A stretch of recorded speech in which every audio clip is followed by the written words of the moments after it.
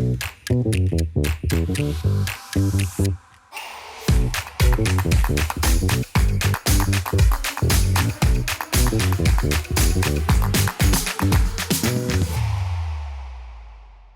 morning. Welcome to the Lions Table.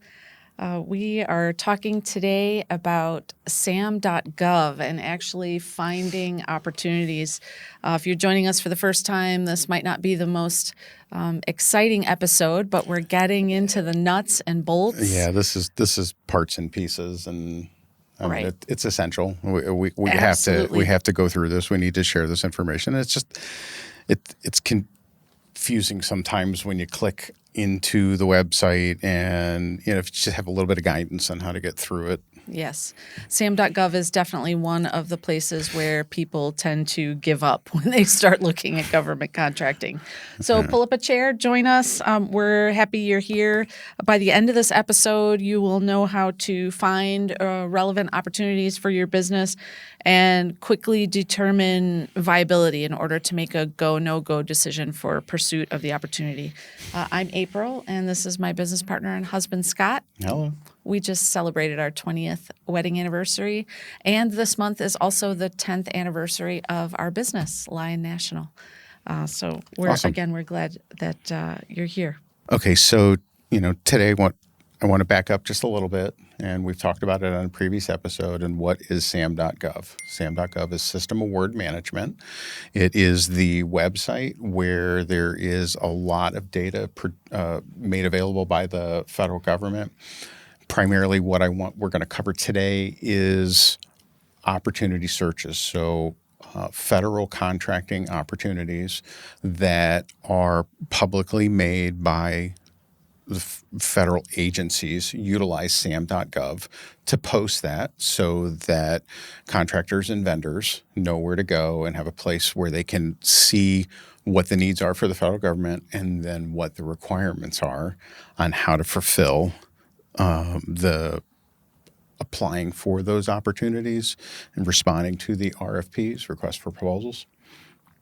And right. And based on what we've talked about in previous episodes, listeners should be able to have completed their SAM registration and also done some research to know what NAICS codes, again, NAICS is one of our favorite acronyms, what NAICS codes you'll be working under, which is the classification system for the type of work or the product that you're... Yeah, I want to go ahead and post in the newsletter just some more details about the process of registering your company. So we'll put some more information in there. We did talk about where there is the PDFs that the feds actually have in place where it actually outlines all of that. But we have on paper some process that simplifies that. It's a little more, click here and click there. Yeah.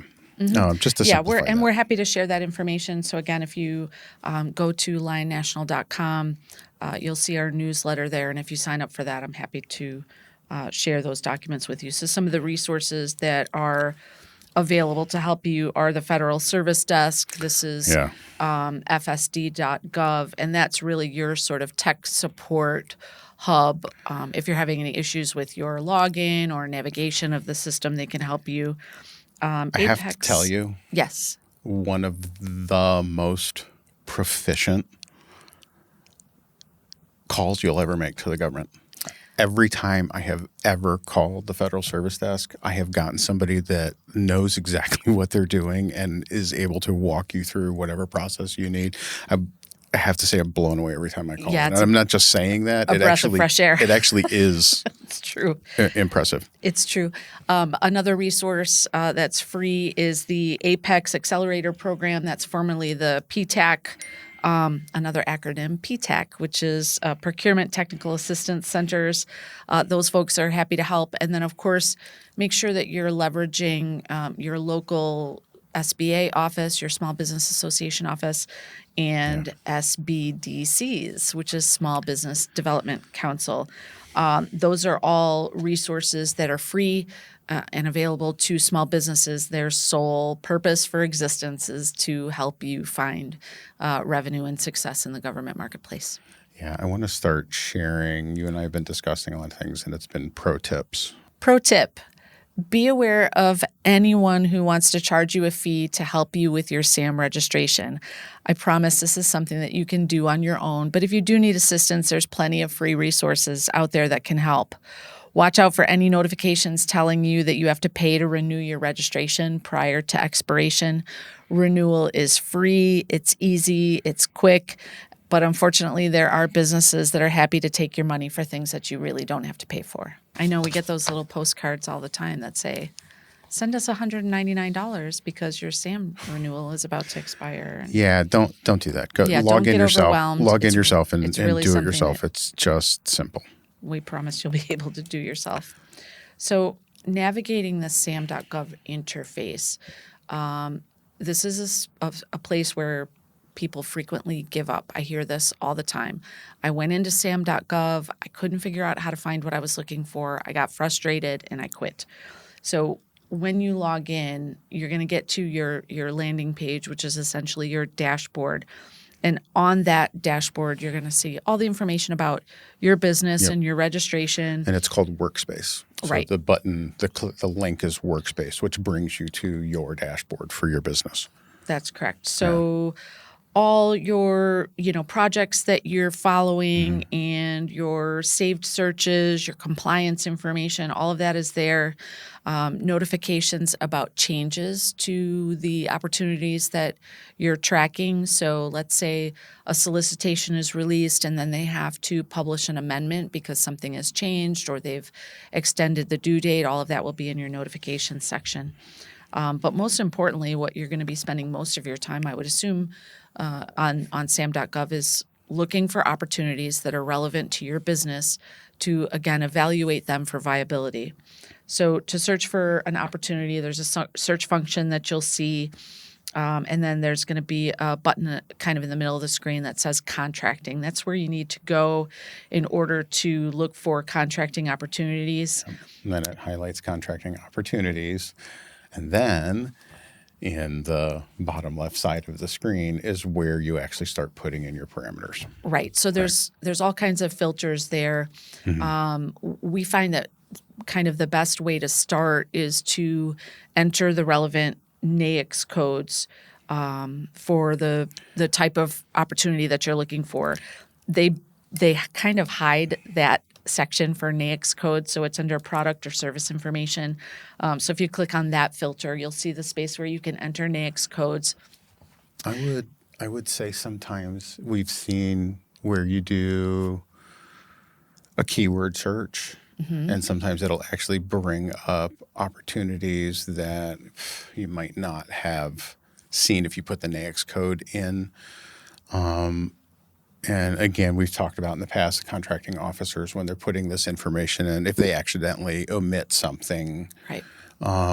it just helps to, when you're searching for something, try a couple different avenues because you might find something just because a piece of information was omitted when they first put it in, that it shows up on a different type of search. I find that very commonly with the place of performance, which can be, a tough lesson to learn when you're searching in your specific state and suddenly you realize that they don't always fill in that field when they're entering the opportunity, which means if you filtered just for a particular state and it's blank, you're going to be missing that opportunity. But use your filters to reduce the number of results that you get in your search.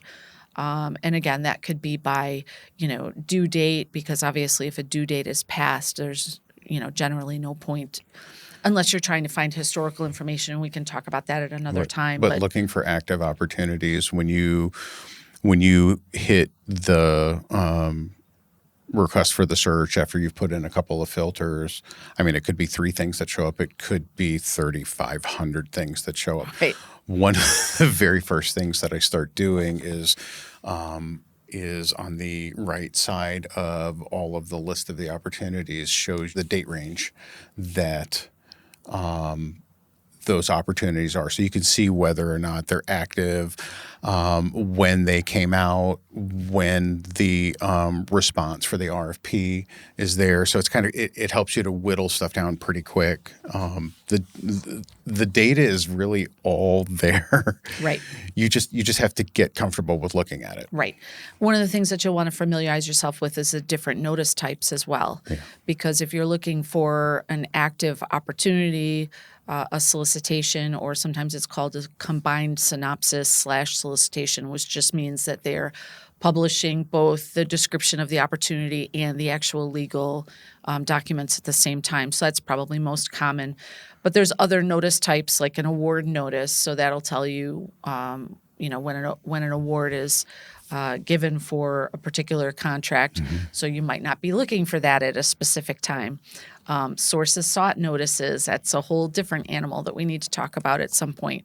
There are pre-solicitation notices, but not every solicitation has a pre-solicitation. So it kind of depends. But if you're just looking for solicitations, right, active opportunities, then you can just select that notice type and only look at those things. And then that's one more layer that you're not having to filter through opportunities that you're not actually looking for. So if you use all of those filters and you narrow down your list and now you've got, 30 or less opportunities, I would say is just kind of a comfortable number, then you can start scrolling through those results and you'll see the title of the opportunity and the issuing agency, the relevant dates that are involved. Right. And if something is something that you want to get more information on it, click it. Right. Then you click it, it'll take you to that actual opportunity page. And there is, a ton of information there. But again, just to kind of drive the point home, and you talked about pro tips. So pro tip, when searching for relevant opportunities on SAM.gov, it's important to use advanced filters to target the best matches. Save the searches that you'll be using repetitively and sign up for email alerts so that you get a notification when there's a new opportunity that meets the criteria that you're looking for. Be sure to follow the opportunities that you're interested in so you get notifications of amendments as well. Yeah, that's spot on. So once you get to the actual opportunity page, when you've decided that you're interested based on the date that you can see and the title of the opportunity and the location, right at the top you'll see the follow button. So again, that is the button that will trigger an email to be sent to you anytime there's any kind of change on that solicitation. Yeah, and then when you're on your workspace page, which is your dashboard, you have links all in the dashboard where you can look at every single opportunity that you're following. So it's nice to be able to pull that up, because if you have several opportunities that are in your pipeline, it creates a one-stop go-to spot for you to go back and look at each and every one of those. Super helpful. Right. So there'll be general information on the opportunity, such as the issuing agency and office where that opportunity is being managed, all of the relevant dates in terms of when the opportunity was published, when proposal responses are due. The set-aside code is important. We've talked about set-asides. That's another filter that you can use. If you have a qualification or registration for one of those set-asides and you're certified, then that's a great way to narrow down opportunities for yourself. There will be a general description of the requirement, and then there's a section for attachments, which is all the relevant documents that are published. So Download all of the attachments. Right. Download and read all of the attachments. Yeah. We've got some tips and tricks as far as, going through the solicitation and being able to make a go, no-go decision quickly based on what the requirements are. So, if you go to section L or M of a solicitation, that will tell you, what kind of past performance is required. They might require, 3 contracts within the past 3 years at a certain dollar volume. And again, that's an easy way. You can look at that and say, I don't qualify for this one. or you do, and you can make a go, no-go decision quickly. Again, it's about efficiency because your time is valuable, and if you're spinning your wheels, you're just going to get more frustrated. So yeah, all the attachments are there. Sometimes those attachments will be things that aren't necessarily relevant in your proposal preparations. There might be attachments that the contracting officers put in there that are relevant to post-award. Right. That's why I say just download everything and read through it, and it'll identify itself as you're going through there which ones are immediately relevant, and they're going to give you truly all of the data that you need so that you can respond.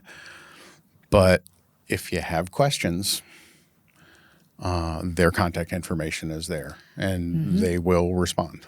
They Yes. will respond. Yes, sometimes there's a specific form on which you have to submit your question, but yes, the contracting officer or the contract specialist that's managing that opportunity, or both, they will their information, their email address and telephone number will be at the bottom of that page. Most opportunities have a deadline date for questions, Correct. so that it actually gives them in their office enough time to process out receipts of proposals and Right. Well, they have to publish the answers to the questions that are submitted to everyone so that there's an equal playing field. And then they have to allow enough time. If the question results in something that would change your proposal preparation, then of course you need to have time to be able to amend your proposal as you're preparing it. At the very, very bottom of that opportunity page will be the history of that opportunity. So if there was a pre-solicitation, it'll link back to the original pre-solicitation, or if there was a sources sought notice that was issued in the beginning, all of the different sometimes iterations. you can see if it was previously posted, rescinded, put back out. And that could be budgetary. That could be a change in the requirement. So if you're looking at an opportunity and they rescind it, it doesn't mean that it's not going to come back out again. It just might mean that there's different parameters that they have to make sure that they're accounting for. Because we're all about giving you actionable steps, here's your homework for this episode. Number 1, log into SAM.gov and start poking around. Number 2, explore your dashboard and save your first search. Don't get overwhelmed. Treat the dashboard as your control center, where you can explore, save opportunities, set alerts, and let them come to you. And number 3, sign up for our newsletter at lionnational.com, and we will happily send you more resources. Okay, so I want to just briefly, the next episode, we're going to deviate from federal government. We're going to talk about state and local opportunities. We're going to have a guest, and their guest is going to be talking about cooperative purchasing.